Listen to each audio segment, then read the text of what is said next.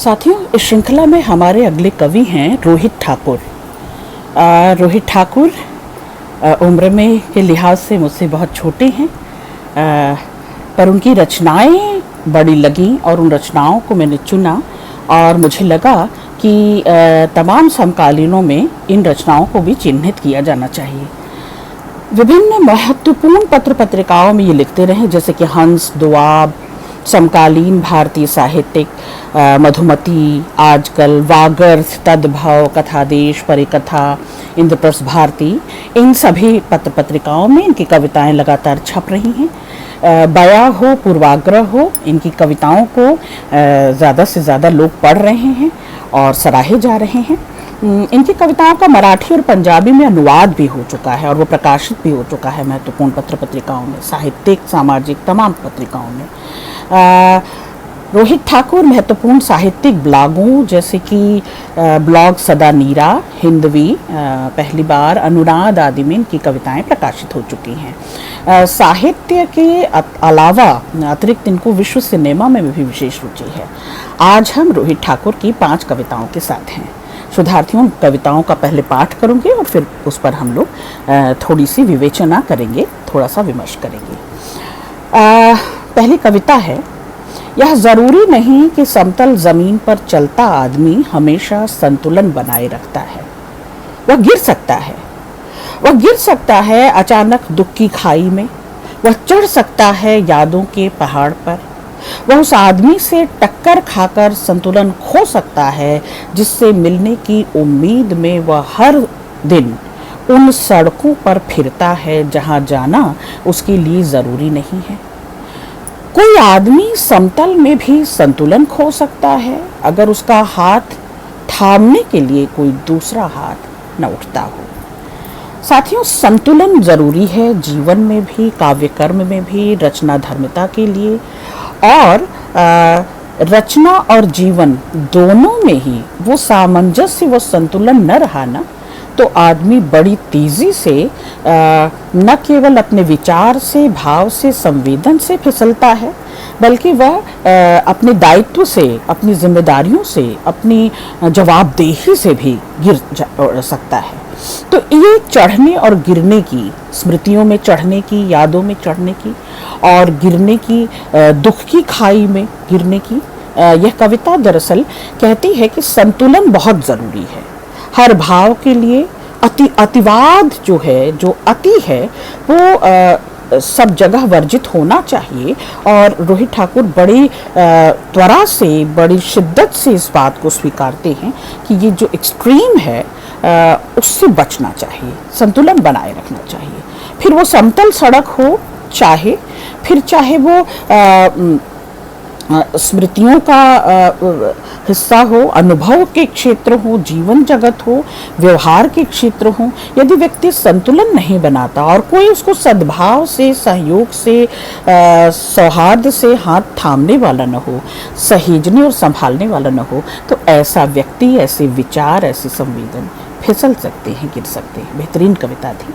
दूसरी कविता है, सब ठीक नहीं, मृत्युराग बज रहा है ऊंचे स्वर में। हर आदमी के कान में त्रासदी की कोई कथा चल रही है। जो सबसे सुंदर औरत है वह भी विलाप कर रही है। जो सबसे युवा है वह भी अपनी अंतिम यात्रा पर निकल चुका है। पृथ्वी के सभी शोक गीत गाए जा चुके हैं। सभी घरों में कोई कोना खाली है। सबसे खतरनाक बात यह है, कोई कोना खाली है। सबसे खतरनाक बात यह है, जिन्हें घर चलाने के लिए काम पर जाना था वह बहुत दूर जा चुके हैं। कौन ऐसा है जो रो नहीं रहा है, जिसका शरीर कांप नहीं रहा है, जिसका शरीर कांप नहीं रहा है, जो कह रहा है कि वह संपन्नता से भरा है। कौन ऐसा है जो कह रहा है वह मनुष्य का हृदय नहीं रखता। वह संपन्नता से जो भरा है वह मनुष्य का हृदय नहीं रखता।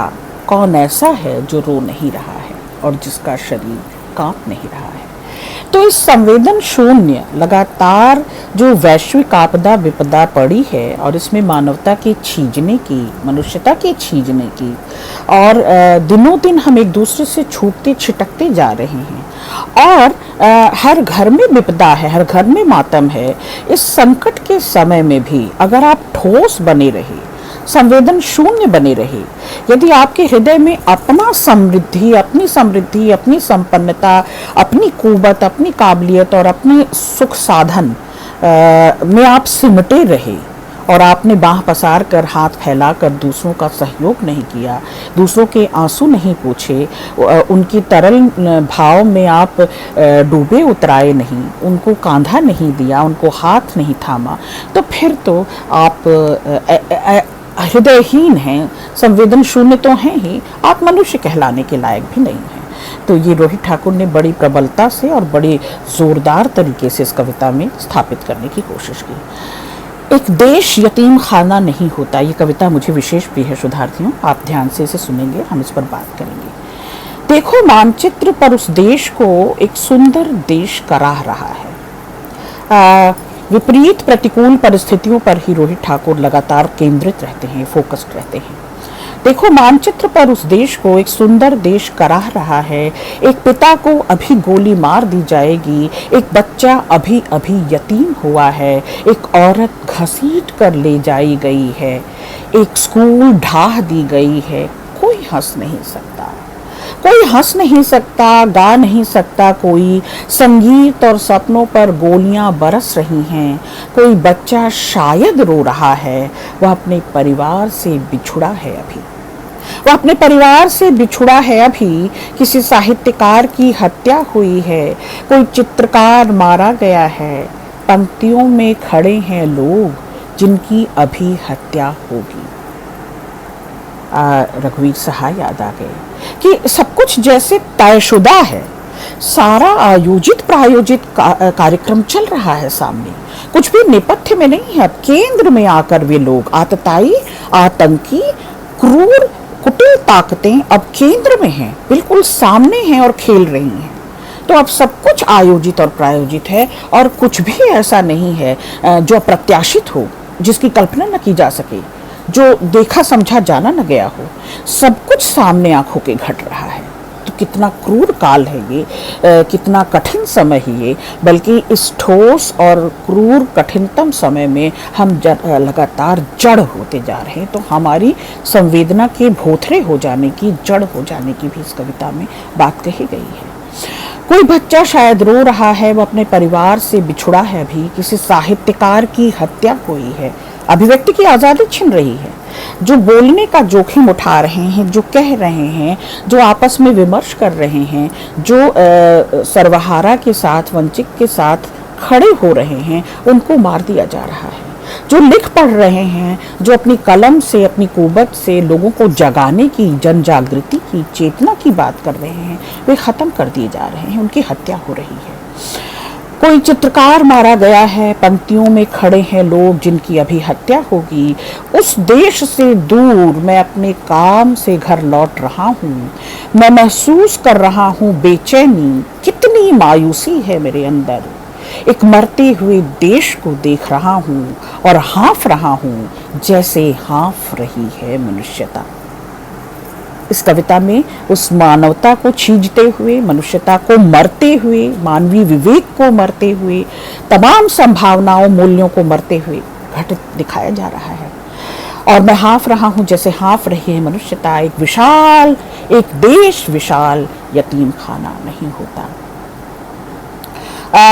एक मरते हुए देश को देख रहा हूँ, हाँफ रहा हूँ जैसे हाँफ रही है मनुष्यता।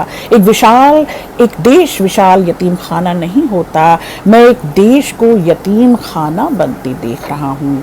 एक देश को कौन इस तरह याद करना चाहेगा, जहाँ सुनाई न दे औरतों और बच्चों की आवाज़। किसी देश को स्पंदन देते हुए, धड़कन देते हुए, जीवित करते हुए, ये दो मुलायम कोमल से भाव तंतु, चाहे वहाँ की औरतें हों जो हमेशा से नेपथ्य में रही हैं, और चाहे वहाँ के बच्चे हों जो अबोले रहे हैं, अबोध रहे हैं, ये दोनों ही जहाँ कमज़ोर को सहारा नहीं मिल रहा है, जहाँ बेजुबान को ज़ुबान नहीं मिल रही है, जहाँ क्रूर ताकतवर आतताई इस तरह से उपद्रव किए है, इस तरह का तांडव चल रहा है कि औरत और बच्चे सुरक्षित नहीं हैं। मैं कहना तो नहीं चाहता, लेकिन कहना पड़ रहा है कि कोई भी देश यतीम खाना नहीं होना चाहिए, पर मैं ये क्या देख रहा हूँ कि मेरा देश यतीम खाना बनते जा रहा है। अगली कविता है, जब एक नया कवि आता है एक प्राचीन शहर में, वह शहर के पुराने मकानों को देखता है, गलियों में घूमता है, उसे लगता है जैसे उसके शहर के मकानों की खिड़कियां इस शहर की ओर ही खुलती हैं। दोनों शहरों की गलियां अंधेरे में कहीं मिल जाया करती हैं। दोनों शहरों की शामें मटमैली होती हैं और सुबह चमकती हैं एक जैसी। दोनों शहरों में बच्चे खेल रहे हैं, उनकी आवाज़ें एक दूसरे से मिलती हैं खेलों के मैदान में, पर दोनों शहरों में कुछ अलग अलग भी है। पर दोनों शहरों में कुछ अलग अलग भी है। जैसे इस प्राचीन शहर में मेरा घर नहीं है, दोनों शहरों में एक बात कितनी समान है। दोनों शहरों की औरतें कितनी व्यस्त हैं।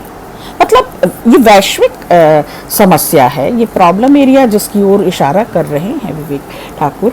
दरअसल वे बता रहे हैं, रोहित ठाकुर बता रहे हैं कि ये औरतों की दशा, ये बच्चों के हाथों से मैदान का छिन जाना, घरों के ऊपर से आकाश का छिन जाना, और औरतों की लगातार धुनी रहना, कार्य में दिनचर्या में खर्च होते जाना, ये हर शहर की, महानगर हो, कस्बा हो, छोटे शहर हो, हर जगह की एक जैसी समस्या है। दोनों शहरों में एक बात कितनी समान है कि दोनों शहरों की औरतें कितनी व्यस्त हैं और दोनों शहर औरतों के दुख से कितना बेखबर है। जब कोई पुरुष इस तरह लिखता है तो बात घर कर जाती है, बात असर कर जाती है, बात अधिक प्रभावशाली ढंग से अपनी त्वरा के साथ, अपनी चिंता के साथ व्यक्त होती है। और ये बेहतरीन कविता है इस मायने में रोहित ठाकुर कि आपने स्त्री को और बच्चे को, दोनों से जो अधिकार छीनते जा रहे हैं, जो स्वत्व उनका छिनता जा रहा है, उनकी निजता छिनती जा रही है, और दोनों बेकल हैं, दोनों बेचैन हैं, उनकी चिंता अपनी कविता में जाहिर की है। बेहतरीन कविता थी। और ये अगली कविता, कब तक भूनती रहेगी एक औरत मकई के दानों को, हर भूनने वाली चीज मसलन गोश्त या आलू को कब तक भूनती रहेगी, कब तक भूनती रहेगी जब तक आग से तप न जाए उसका शरीर, उसका हाथ न भुन जाए। कब तक एक ऊंट वाला सवारी के लिए पैदल चलता रहेगा उस स्थान तक जहां जाकर रेगिस्तान खत्म हो जाए और दिखाई देने लगे समुद्र। कब तक एक बेरोजगार आदमी तारों को निहारता रहेगा जब तक कि कोई भूखा आदमी तारों को निगल न जाए। कब तक भागता रहेगा एक आदमी एक शहर से दूसरे शहर की ओर जब तक कि उसके होंठ सूख न जाए, वह भूल जाए किसी गीत को गुनगुनाना। बेहिसाब बहुत ज़रूरी कविता है ये, इसे चिन्हित किया ही जाना चाहिए, इसे सुरक्षित रखा जाना चाहिए इस कविता को उस जवाबदेही के लिए बार बार कि आखिर कब तक। ये सवाल जब तक निरुत्तरित रहेंगे, इन सवालों का जब तक समाधान नहीं मिल जाएगा, जब तक रोजी रोजगार के अवसर नहीं मिल जाए, जब तक इतनी सुख सुविधा न मिल जाए, एक अभावग्रस्त व्यक्ति जो ऊंट लिए जा रहा है, सवारी ढो रहा है, वो नंगे कदम, नंगे पैदल चलता जा रहा, घिसटता जा रहा है अपने अभाव के कारण, अपने दारिद्र्य के कारण, अपनी आर्थिक कमजोरी के कारण। या एक स्त्री जो मकई के दाने भून रही है, अपनी दिनचर्या में शामिल है, गोश्त भून रही हो, आलू भून रही हो, कुछ भी भून रही हो, उस आंच से, उस ताप से, उस आग में दरअसल वो खुद को धीरे धीरे भून रही होती है, धीरे धीरे सींझ रही होती है वो औरत। तो ये सारे बड़े बुनियादी सवाल हैं, बड़े ज़रूरी सवाल हैं, जिन सवालों को लेकर रोहित ठाकुर अपनी कविता में मौजूद रहते हैं। बहुत शुक्रिया शुद्धार्थियों, बेहतरीन कविताएं थीं। शुक्रिया।